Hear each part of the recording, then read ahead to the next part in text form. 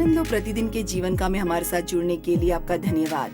जहां मैं प्रार्थना पूर्वक आपको परमेश्वर का वचन सिखाऊंगी जो वास्तव में आपको अपने जीवन का अधिक आनंद लेने में मदद करेगा। आज जो मैं सिखाना चाहती हूँ उसका शीर्षक है परमेश्वर से सहमत रहना।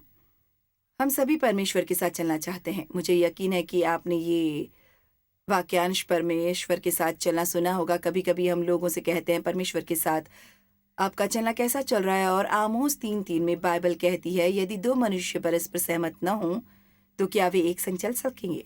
इसलिए हमें परमेश्वर के साथ सहमत होने की आवश्यकता है। लेकिन ये बात मेरे लिए दिलचस्प है क्योंकि मुझे लगता है कि हम परमेश्वर के वचनों का पालन करने की तुलना में शैतान से उन चीज़ों से जो वो हमारे दिमाग में डालता है अधिक आसानी से और शीघ्रता से सहमत हो जाते हैं। तो हम आज और कल कुछ अलग अलग चीज़ों के बारे में बात करेंगे, बस ये सुनिश्चित करने के लिए कि आप परमेश्वर से सहमत हैं और कुछ अत्यंत महत्वपूर्ण क्षेत्रों में वो आपके बारे में जो कहते हैं उस पर आप विश्वास कर रहे हैं। सबसे पहले आपका अतीत। क्या आप अपने अतीत के बारे में परमेश्वर से सहमत हैं? जब तक आप अपने अतीत के प्रति सही दृष्टिकोण नहीं रखते आपका कोई भविष्य नहीं। मैं चाहती हूँ कि आप उसे प्राप्त करें। जब तक आप अपने अतीत के बारे में सही दृष्टिकोण नहीं रखते आपका कोई भविष्य नहीं है। आप कहते हैं ठीक है जॉयस, मेरा रवैया क्या होना चाहिए? मान लीजिए कि आपके अतीत में गलतियां की और आप अभी भी उसके बारे में दोषी महसूस कर रहे हैं। आपने परमेश्वर से अपने पाप को माफ करने के लिए कहा है। आप विश्वास जरूर करते हैं कि उन्होंने माफ किया है, लेकिन आप अभी भी अपराध का बोझ ढो रहे हैं।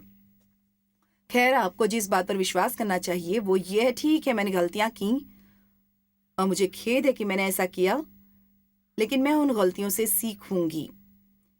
मेरा मानना है कि हम संभवतः किसी भी अन्य चीज की तुलना में अपनी गलतियों से अधिक सीखते हैं, लेकिन आप उनसे तब तक नहीं सीख सकते जब तक आप उनके बारे में अपराध बोध का बोझ ढो रहे हैं। आप में से बहुत से लोग जो ये कार्यक्रम आज देख रहे हैं, आपको ये विचार करने की आवश्यकता है कि अतीत को अतीत कहा जाता है क्योंकि वो अतीत है और ऐसा कुछ भी नहीं है कि आप वापस जाकर जो आपने किया उसे पूर्ववत कर सकें। अब यदि आपने किसी को ठेस पहुंचाई और आप सुधार कर सकते हैं तो ऐसा करना अच्छी बात है।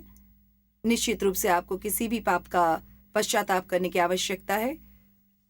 यदि आपने किसी को ठेस पहुंचाई या उन्हें कुछ ऐसी बातें कही हैं जिनसे उन्हें ठेस पहुंची है तो आपको निश्चित रूप से उनसे जाकर माफी मांगनी चाहिए। लेकिन वास्तव में आप अतीत के साथ और क्या कर सकते हैं सिवाय उसे जाने देने की, और परमेश्वर यही करते हैं। इसलिए मैं ये सुनिश्चित करना चाहती हूँ कि आप समझ रहे हैं कि मैं क्या चाह रही हूँ और आप अभी भी इधर उधर नहीं घूम रहे हैं हर समय सभी चीज़ों के बारे में, या यहाँ तक कि हर एक चीज़ के बारे में नहीं सोच रहे हैं कि आपने अपने अतीत में गलत किया। आपका अतीत आपके भविष्य को कोई नुकसान नहीं पहुंचा सकता जब तक कि आप इसकी अनुमति न दें। मुझे फिर वही बात कहनी है, आपका अतीत, इससे कोई फर्क नहीं पड़ता कि आप अतीत में कितने बुरे रहे हैं। यदि आप वास्तव में पश्चाताप कर रहे हैं, आपने परमेश्वर से माफी मांग ली और आप बदलने को तैयार हैं, आप परमेश्वर के साथ चलना चाहते हैं, तो आपको परमेश्वर के साथ समझौता करना होगा। तो आइए देखें कि परमेश्वर आपके अतीत के बारे में क्या कहते हैं। यशायाह 43:18 और 19। अब बीती हुई घटनाओं का स्मरण मत करो, न प्राचीन काल की बातों पर मन लगाओ। अब मैं थोड़ा धीरे बताऊंगी क्योंकि मैं चाहती हूँ आप समझें। दूसरे शब्दों में, आपको बैठकर अतीत के बारे में सोचने की जरूरत नहीं है। अब आप जानते हैं, यदि आप जानते, अगर आप मेरी कहानी जानते, आपने मुझे बहुत बार सुना है, तो मेरे पिता ने बड़े होते मेरा शोषण किया। खैर, यह 50 साल पहले की बात है और मैंने उन्हें माफ कर दिया है। अब वो हमारे साथ नहीं है, शुक्र है उन्होंने मसीह को प्राप्त किया और वो स्वर्ग में है। मेरी आत्मा उन सभी चीजों से उबर चुकी है। लेकिन कभी कभार मुझे एहसास होता है कि मैं कुछ चीजों के बारे में सोचती हूँ जो उन्होंने मेरे साथ की, और ये सिर्फ शैतान है जो मेरे दिमाग में विचार डाल रहा है, मुझे परेशान करने की कोशिश कर रहा है। कभी कभी मुझे उन कुछ चीजों के बारे में दुस्वप्न भी आते हैं जो मेरे पिताजी ने मेरे साथ की थी, और मैं जाग जाऊंगी और बुरा या दोषी महसूस करना शुरू कर दूंगी और तुरंत मैं सोचूंगी नहीं, मेरी इसमें कोई गलती नहीं है, मैं अपने आप को परेशान नहीं कर सकती। तब मेरे साथ जो हुआ वो खत्म हो चुका है, सब खत्म हो गया है। अब इसका मुझ पर कोई प्रभाव नहीं पड़ेगा, इसका मेरे भविष्य पर कोई प्रभाव नहीं पड़ेगा। मैं इस पर ध्यान नहीं दे सकती और आप उन चीज़ों पर ध्यान नहीं दे सकती जो आपके साथ अतीत में घटित हुई हैं। मान लीजिए कि आप विवाह संबंध में हैं और जिस व्यक्ति से आपकी शादी हुई है उसने कुछ गलत किया है और उन्होंने वास्तव में आपको चोट पहुंचाई, लेकिन आपने तय कर लिया है कि आप शादी को सफल बनाना चाहते, इसलिए आप उनके साथ रहेंगे और आपने उन्हें माफ कर दिया है। अच्छा, क्या आपने सचमुच इसे जाने दिया है या क्या आप इसे बस ऐसे ही लटका रहे हैं? हर बार कभी कभार आप इसे बाहर निकालना चाहते हैं और थोड़ी ही देर के लिए इसके बारे में सोचना चाहते हैं। आपको चीज़ों को पूरी तरह से जाने देना होगा, क्योंकि जब आप अतीत की चीज़ों पर ध्यान केंद्रित करते रहते हैं तो शैतान को ये अच्छा लगता है, क्योंकि जैसा कि मैंने पहले कहा, अतीत के बारे में आप कुछ नहीं कर सकते हैं जो हो चुका है। मैंने अपने जीवन में जो गलतियां की हैं, उनसे काफ़ी कुछ सीखा है। अब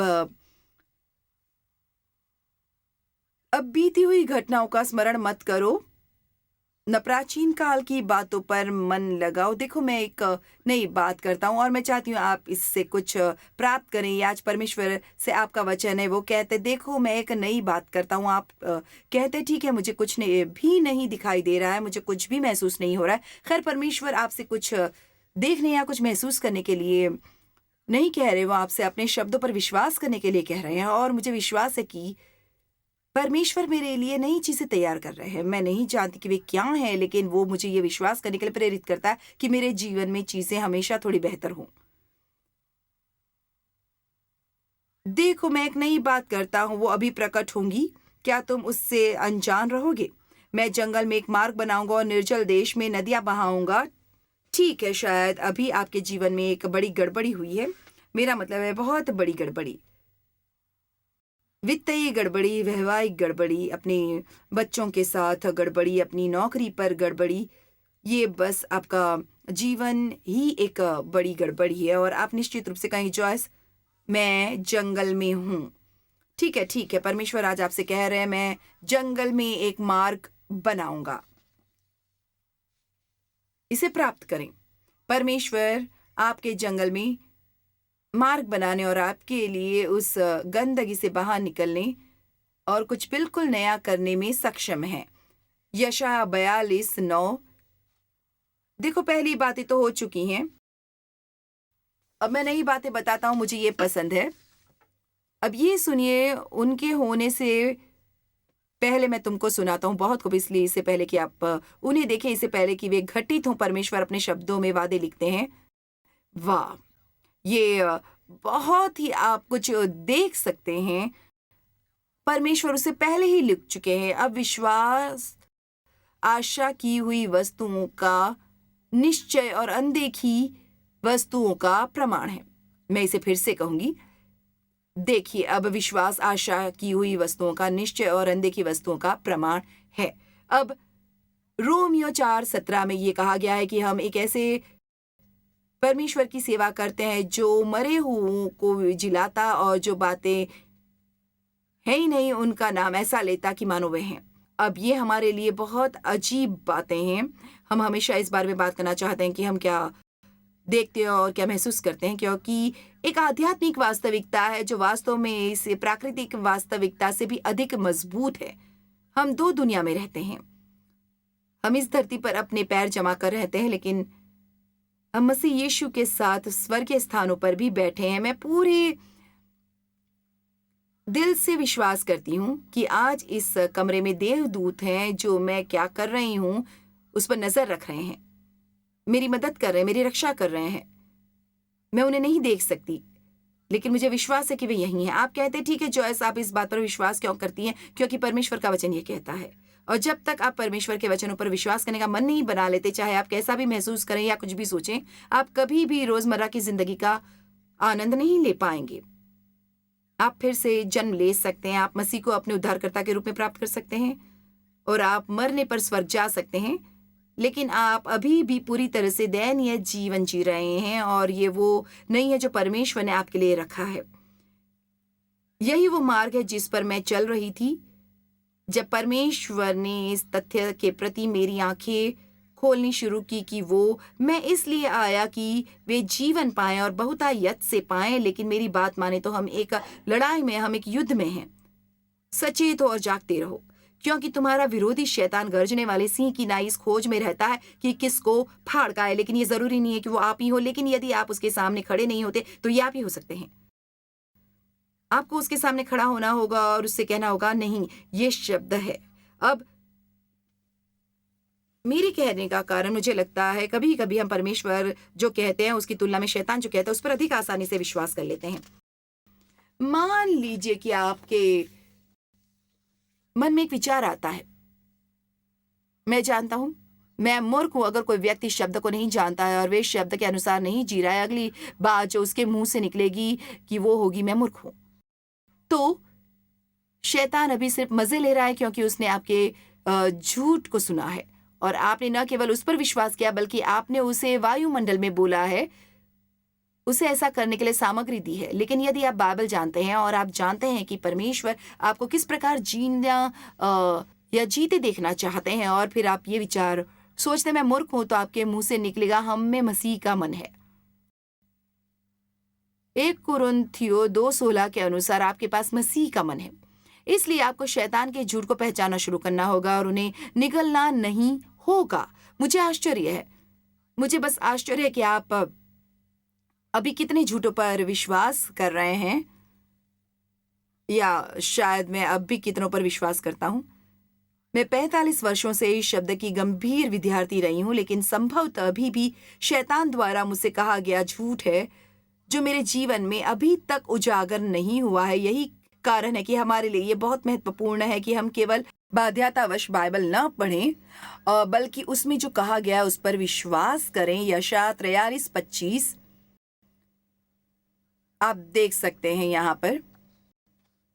आज सुबह जब मैंने इसे देखा तो मैं बहुत उत्साहित हो गई थी, क्योंकि मैं कई वर्षों से लोगों को सिखा रही हूँ। मैंने एक किताब लिखी जिसका नाम था अपने आप पर उपकार करो और क्षमा करो, और ये मेरे लिए बहुत मददगार था। तो मैं उन लोगों के लिए आशा करती हूँ कि जिन्हें मैं पढ़ाती हूँ, जब मैंने उन्हें सिखाया कि जब आप किसी को उनके द्वारा दिए गए सबसे बुरे काम के लिए भी माफ़ कर देते हैं, जैसे मैंने अपनी माँ को, अपने पिताजी को दुर्व्यवहार के लिए माफ़ कर दिया था, ये अनिश्चित और अनुचित लगता है, क्योंकि आप सोचते हैं वे इसके लायक नहीं है। हो सकता है कि वे क्षमा पात्र न हो, लेकिन आप हैं। आप जो भी करते हैं वो परमेश्वर की आज्ञा पर करते हैं। क्या आप जानते हैं कि बाइबल हमें जो कुछ भी करने को या न करने को कहती है वो हमारे लाभ के लिए है। मैंने ये कल ही पढ़ा, मुझे लगता है कि ये व्यवस्था विवरण में था।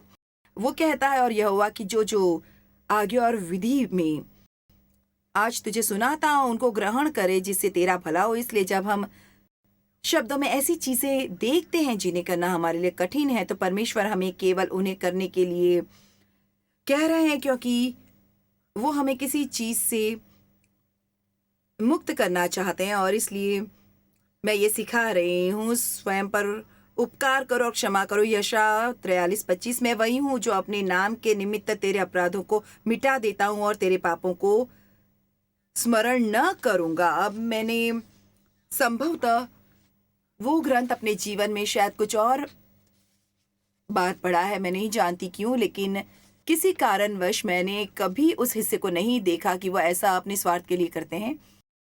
ये शब्द के बारे में बहुत अद्भुत बात है। ये सिर्फ सोने की खान है, और आपको ये लग सकता है कि आप जानते हैं कि शास्त्र क्या कहता है, और फिर भी आप कुछ ऐसा पा सकते हैं जो बिल्कुल हीरे जैसा है। आप में इतना उत्साहित पन होता है। मैं इतनी उत्साहित हो गई थी, मैंने एक मित्र को भी फोन किया, कहा तुमने इसे सुना? खैर, परमेश्वर ने अपनी खातिर हमें माफ कर दिया। क्या क्या क्या? वो ऐसा नहीं चाहते, वो उस बोझ को नहीं चाहते। वो हमें माफ कर देते हैं क्योंकि वो चाहते हैं, क्योंकि वो अच्छे हैं और वो ऐसे ही हैं। वो हमें इसलिए माफ नहीं करते हैं क्योंकि हम इसके लायक हैं। और ये उस चीज के साथ बिल्कुल फिट बैठता है जिसके बारे में मैं लोगों को सिखा रही हूँ। आप अपने स्वार्थ के लिए लोगों को क्षमा करते हैं। क्या आप जानते हैं कि आप में से कुछ लोग अभी जेल में हैं, और किसी ने आपके साथ जो कुछ किया उसके कारण आप वर्षों से जेल में रहे हैं, और आपके दिल में वो कड़वाहट और नाराजगी और गुस्सा और अपराध है। और ये आपके आध्यात्मिक जीवन को खराब कर रहा है। ये आपका आनंद चुरा रहा है और ये आपकी शांति चुरा रहा है, लेकिन आप इसे अभी छोड़ सकते हैं क्योंकि उन्होंने जो किया वो अतीत में है और आप वापस जाकर उन्होंने जो किया उसे वापस नहीं कर सकते, लेकिन आप उन्हें माफ करके बोझ से पूरी तरह छुटकारा पा सकते हैं। इसे अपने लिए करो। मुझे ये बात बहुत अच्छी लगती है। परमेश्वर ने अपनी खातिर हमें माफ कर दिया। यार ये अच्छा है। आप जानते हैं परमेश्वर के वचन के अनुसार शुद्ध और पूर्ण किए गए हैं। अब मैं चाहती हूं कि आप तैयार हो जाएं क्योंकि आप अपने बारे में बेहतर महसूस करने वाले हैं। इब्रानियों 10:12-14 कहता है, पर यह व्यक्ति तो पापों के बदले एक ही बलिदान सर्वदा के लिए चढ़ाकर परमेश्वर के दाहिनी जा बैठा। सारे समय के लिए एक बलिदान। और आप देख सकते हैं ये महत्वपूर्ण है क्योंकि पुराने अनुबंध के तहत, कानून के तहत उन्हें पाप करना था और बलिदान देना था, पाप करना था और बलिदान करना था, पाप करना था और बलिदान करना था, इसलिए उनका बलिदान कभी खत्म नहीं हुआ। और यहाँ तक कि प्रायश्चित के दिन महायाजक जब वो परम पवित्र स्थान पर जाते हैं और लोगों के पाप लेते हैं, तब भी उन्हें अगले साल वापस जाना होगा और ये सब फिर से करना होगा। इसलिए वे कभी भी अपराध बोध या पाप की भावना से पूरी तरह छुटकारा नहीं पा सके। मैं इसे गलीचे के नीचे से गंदगी साफ करने जैसा देखती हूँ। जब आप बच्चे थे, आपकी माँ ने कभी आपको फर्श पर झाड़ू लगाने के लिए कहा था, और क्या आपने कभी गंदगी को डस्ट पैन में डालने और उसे कूड़ेदान में ले जाने की बजाय आपने गलीचे का किनारा उठाकर उसके नीचे गंदगी डाली? लेकिन क्या आप जानते हैं, यदि आप गंदगी को गलीचे के नीचे काफी देर तक साफ नहीं करते तो बहुत जल्द आपके गलीचे के नीचे एक बड़ी गांठ होगी। और परमेश्वर नहीं चाहते कि हम बस उन चीजों को गलीचे के नीचे दबा दें। वो चाहते हैं कि हमारा गलीचा पूरी तरह से साफ हो। इसीलिए अब हमारे पास एक बेहतर अनुबंध, एक नया अनुबंध है। जब यीशु क्रूस पर थे तो उन्होंने कहा पूरा हुआ, और उनका मतलब था कि पुरानी प्रणाली समाप्त हो गई है। तो अब हमारे पास एक नया महायाजक है जो हमारी कमजोरियों और हमारी दुर्बलताओं को समझता है, क्योंकि उसे हर बिंदु पर प्रलोभित किया गया है, बिल्कुल हमारी तरह। फिर भी उसने कभी पाप नहीं किया। इसलिए बाइबल कहती है, आओ हम अनुग्रह के सिंहासन के निकट हियाव बांधकर चले कि हम पर दया हो और वो अनुग्रह पाए जो आवश्यकता के समय हमारी सहायता करे। वो इब्रानियों 4:15 और 16 में है। इसीलिए वो यहाँ कहते हैं, पर यह व्यक्ति तो पापों के बदले एक ही बलिदान सर्वदा के लिए चढ़ाकर परमेश्वर के दाहिने जा बैठा। खैर, जब तक आपका काम खत्म हो जाए आप बैठिए मत। और आप जानते हैं, पुरानी संधि के तहत महायाजक जब वे परम पवित्र स्थान में गए तो उन्होंने वास्तव में अपने परिधान के निचले भाग पर घंटियां सिलवाई हुई थी और उनके टखने के चारों ओर एक रस्सी बंधी हुई थी। और जब तक वे काम कर रहे थे, उन्हें चलते रहना और काम करते रहना था। वे घंटियां बजने लगी और बाहर के लोगों को पता चल गया कि सब कुछ ठीक है। लेकिन अगर घंटियां शांत हो गई तो उन्हें पता चल गया कि महायाजक ने कुछ गलत किया है और वे उसे लेने के लिए अंदर नहीं जा सके। इसलिए उन्होंने वास्तव में उसे रस्सी से खींच लिया। और परमेश्वर का शुक्र है कि अब कोई घंटियां नहीं बज रही हैं, क्योंकि यीशु ने बहुत अच्छा काम किया। और फिर वो जाकर बैठ गया। पुराने नियम के पवित्र स्थान में कोई कुर्सी नहीं थी, परंतु यीशु जो काम उसके पिता ने उसे करने के लिए भेजा था, उसे पूरा करने के बाद वो ऊंचे स्थान पर चढ़ गए और बैठ गए। और ये इतना महत्वपूर्ण है कि वो बैठ गए, उन्होंने विश्राम में प्रवेश किया। और फिर बाइबल इफिसियों में कहती है कि हमें स्वर्गीय स्थानों में उसके साथ बैठा है। तो वाह, हम परमेश्वर के विश्राम में प्रवेश कर सकते हैं। अरे बाप रे, ये बिल्कुल अपने लिए एक अच्छी आरामदायक कुर्सी ढूंढने जैसा है। और बस आरामदायक कुर्सी पाकर आराम करो। लेकिन इब्रानियों 4 में जब ये परमेश्वर के विश्राम में प्रवेश करने के बारे में बात करता है, जो विश्राम परमेश्वर हमें प्रदान करते हैं, तो ये वास्तव में इस प्रकार का विश्राम भी नहीं है। वास्तव में यदि आप शब्द का अध्ययन करते हैं तो उस विश्राम में प्रवेश करने के लिए परमेश्वर का विश्राम ये काम से आराम नहीं है, ये काम करते समय रहना है। दूसरे शब्दों में अभी काम कर रही हूँ, लेकिन मैं इसे आराम के सुविधाजनक बिंदु से भी कर रही हूँ, क्योंकि मुझे परमेश्वर पर भरोसा है कि मैं जो कहती हूँ वो सही होगा। मुझे उन पर भरोसा है कि वो मुझे आपका साथ देंगे। मुझे परमेश्वर पर भरोसा है कि वो मुझे गलतियाँ करने में मदद नहीं करेंगे। मुझे उन पर भरोसा है। मेरे पास उन लोगों के लिए सही शब्द है जो आज देख रहे हैं और अब जानते हैं, जब हम परमेश्वर पर भरोसा करते हुए अपना सब कुछ करना शुरू करते हैं तो हमें डर में नहीं रहना पड़ता। और वो भय ही है जो सताता है। अब बाइबल कहती है कि यीशु जेल के दरवाजे खोलने और बंदियों को आज़ाद करने के लिए आए थे, तो जेल के दरवाजे खुले हैं। लेकिन हो सकता है कि आप अभी भी जेल की कोठरी में बैठे हो। कुछ लोग अपने दुख की जेल में रहने के इतने आदी हो गए हैं कि वो ये भी नहीं जानते कि बाहर कैसे हैं और किसी अन्य प्रकार का जीवन कैसे जिएं। और उस समय वो अपने शत्रुओं द्वारा अपने चरणों की चौकी बनाए जाने की प्रतीक्षा कर रहे हैं। प्रभु से यहोवा की वाणी यह है, तू मेरे दाहिने हाथ बैठ जब तक मैं तेरे शत्रुओं को तेरे चरणों की चौकी न कर दूं। बहुत खूब। जब आप वो भूमिका निभाते हैं जो परमेश्वर ने आपसे करने को कहा है, तो आपको बस करते रहना है, करते रहना है, करते रहना है। और कल हम मसीह के रक्त के माध्यम से परमेश्वर के साथ सही किए जाने के बारे में कुछ चीज़ों में बात करेंगे और आप देखेंगे कि आपको उन चीज़ों को पाने के लिए प्रयास करते रहने की आवश्यकता नहीं है जो परमेश्वर ने आपको पहले ही दे दी हैं। जिन्हें प्राप्त करने के लिए आपको अपने विश्वास का अभ्यास करने की आवश्यकता है, क्योंकि उसने एक ही चढ़ावे के द्वारा उन्हें जो पवित्र किए जाते हैं सर्वदा के लिए सिद्ध कर दिया है। अब मुझे ये पूरी बात पसंद है और मुझे आशा है कि आप इसे समझ सकते हैं। ये ऐसा है जैसे हमें पूर्ण बना दिया गया है और हम पहले से ही पवित्र बना दिए गए हैं। ये हमारी आत्मा में है, लेकिन ये पवित्र आत्मा की मदद से दिन ब दिन हमारे जीवन में कार्यान्वित हो रहा है। परमेश्वर मुझे परफेक्ट देखते हैं, लेकिन मैं अपने प्रदर्शन में परफेक्ट नहीं हूं। और ये ठीक है, क्योंकि जब तक मैं परमेश्वर से प्यार करती हूँ और मैं बस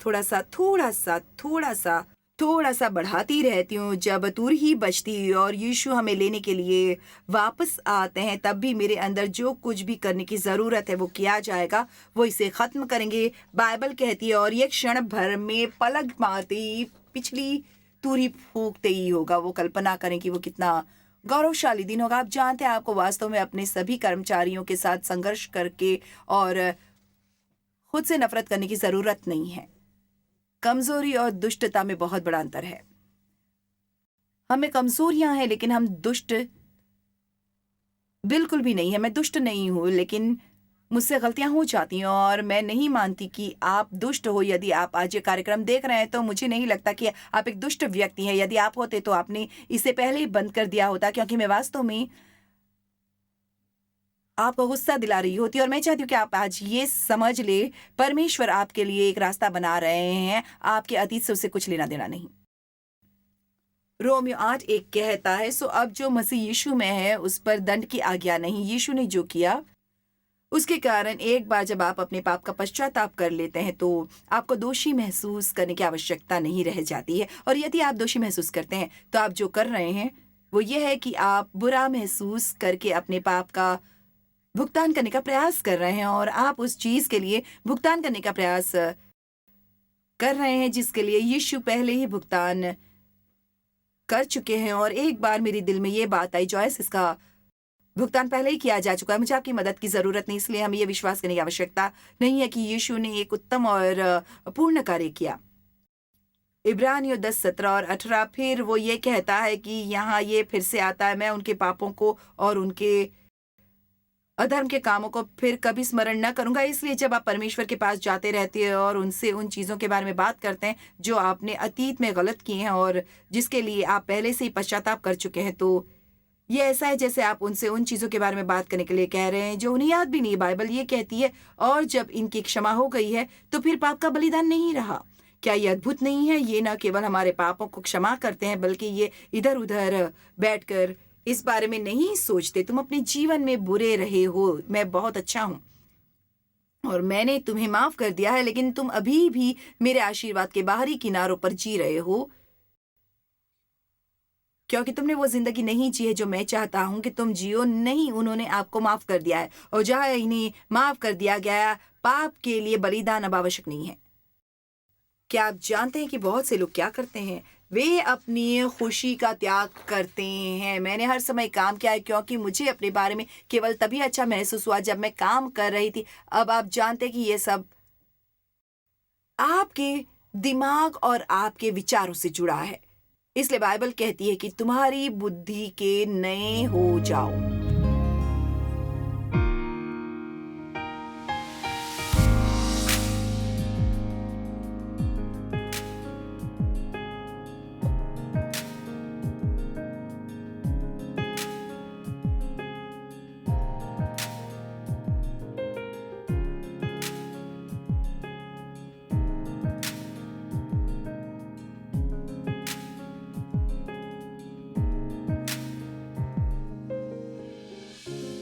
इस कार्यक्रम को जॉयस मायर मिनिस्ट्रीज के मित्रों और भागीदारों द्वारा संभव बनाया गया है।